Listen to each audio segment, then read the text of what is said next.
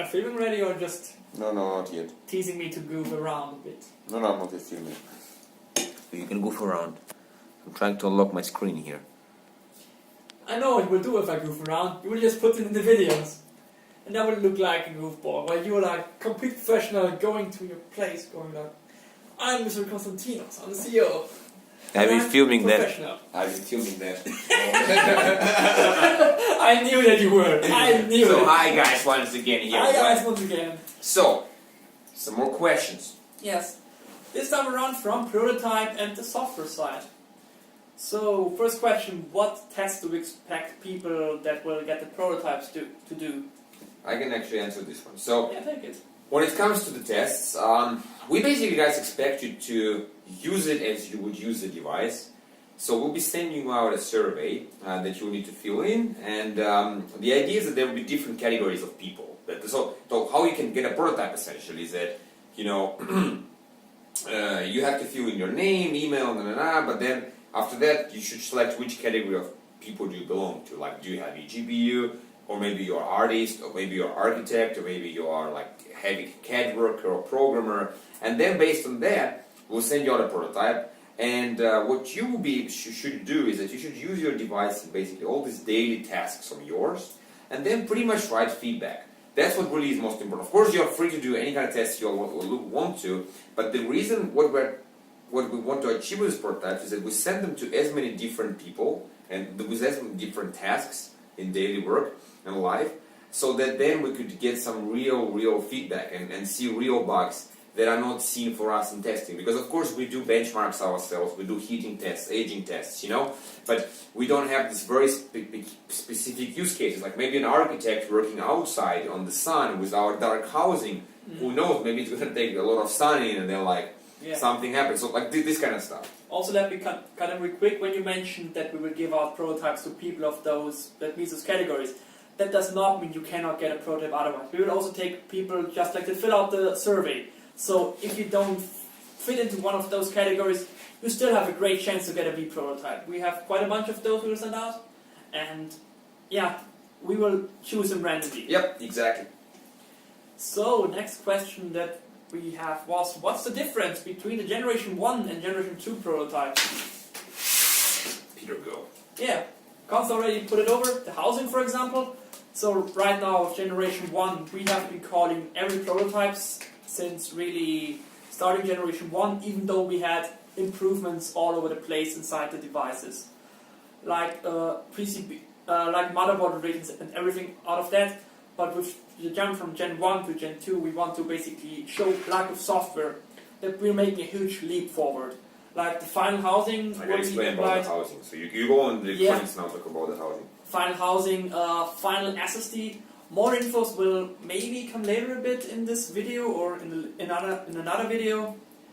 The final motherboard and everything is like going from the unfinished, unpolished version to the pretty much final polished version already. So here's the thing, like for example, if you take housing, so Gen 1 housing had, as Peter said, there were a lot of iterations, so a lot of prototype rounds, but the big difference is between Gen 1 and Gen 2. And the Gen 1 housing is different color, and it's the one that we have on the V. It's different color, and you know, it has a lot of these small little imperfections, you know, the colors aren't matched too well, you know, the ports are a bit too sharp, the device is a bit too sharp to hold, you know, maybe something behind the kickstand wasn't perfect. Then, you know, the gap between the kickstand and the two parts was too big. The color wasn't matching between kickstand and the housing perfectly. And you know, a lot of small details and refinements. And we went through all of them and made the adjustments. So Gen 2 and the Gen 2 housing is the final housing. So basically the housing I'm holding here is the final housing for V. And the only things that it would have is a special anti-fingerprint coating applied. That's it. But it is the final housing. So. As said, and also inside we are basically moving everything to basically the production ready hardware. Yeah. Lack of words. Next question is, what type of bugs have already been addressed, and do we have special teams working on software, or are there any known driver bugs? I think right now we are squashing bugs left and right with we've got like Microsoft and Intel providing software support, which is just amazing. Like I think every day when we tell them something again gets better and better. It's Yeah, how it goes is basically like we have our team, our manufacturer team. So basically, our manufacturer team, they work on the, you know, they've done a lot of devices before, and they can help us optimize the software to some level. But then, when we still run into some issues on top of that, what we do is that we send bug reports to Microsoft and Intel. And actually, how it works is a really sophisticated process, and I can't talk much about it, I think, but how it goes is that when you have a device for Windows that is certified, and we have Windows certified device, then it should go through a series of Microsoft tests. And you cannot sell your device with that kind of certification logo if you have not passed the test. So, and they're really deep and comprehensive. So yeah, anyways, the software we put a lot of effort to it. For example, BIOS, that was being done with huge vendors. So yeah, we have put a lot of effort to software because now the hardware is done. I mean, here you have the housing, we have the components inside. That's it. But now it's about the firmware and software. And that's where you really get every bit of performance. Yeah, that's like. And the last question is: are there any known driver bugs? I think they are pretty much changing all around right now. I would say that and there aren't too much anymore. Aren't firmware bugs? No. I mean, you had some during China, like in December, but all of those you mentioned when I received those units were basically gone. Ready, it was a very smooth experience. No software. The only bugs we have now, and the problems, sort of problems, are the software or firmware, but nothing in the hardware. Nothing in the hardware. The hardware. So everything is flawless and everything. It's amazing. Working So fine. let's see you again with the final round of questions, guys. Whoa! I'm gonna tease you guys. Tease you something that Peter said, but don't tell anything now. I'm gonna tease you. For those who see, I'm not sure if you can see anything.